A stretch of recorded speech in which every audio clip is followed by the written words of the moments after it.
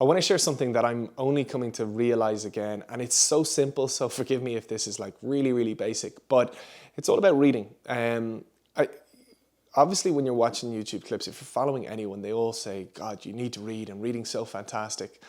And we all are led to believe that we're reading when we're listening to books or when we're God, I don't read, but I'll watch a video and I'll take a lot from a video. But there's actually something completely different that happens when you read a book, as in when you cut out distractions from around you, you open an actual physical book and you start to read the words and let your brain start building stories from those words. You process things in a whole different fashion. So I was watching this documentary on Bill Gates, and it was Bill Gates' mind. But what it showed was the actual amount of physical books that he consumes. And I thought that was really interesting. You know, he's not walking around with his phone and just listening to books being read out over and over and over. He's actually literally taking physical books and plowing through them. Like, the amount he reads is incredible. And I found myself away on holidays a little while ago, and I picked up a book, and it's like I couldn't get enough of it. I just plowed my way through it, then got another book, then got another book. And in that, I realized something really interesting. I'd been listening to books in earphones as I was walking from one meeting to the other, as I was doing things, as I was really, really distracted. And I was probably, let's say, taking in 1% of that. But I was ticking a book off and saying, oh yeah, I've read that. And that's bullshit. And I think it's really important to actually say, that's complete shite. You might think you're listening to a book and you're getting the content from it. You're absolutely not.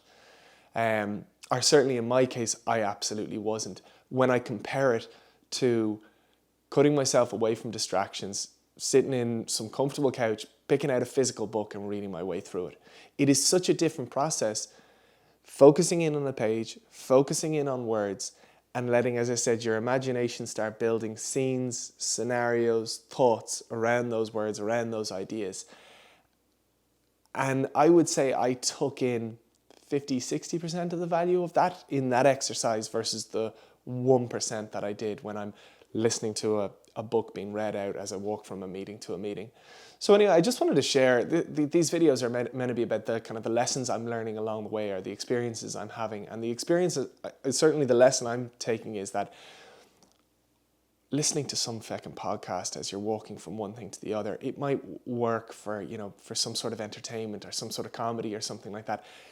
It'll distract you a little bit, and that's grand for that. But actually, if you're looking to learn, if you're really looking to take in content, you can't do it when you're distracted by everything else. You can't do it when you're doing something else.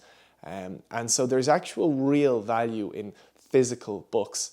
And I'd really, really encourage you that if you've perhaps listened to something and you've found it really, really good, buy the book and actually read it. I would, without reservation, say that you will get a whole different value from it in that format. So in the actual physical format versus the audible format.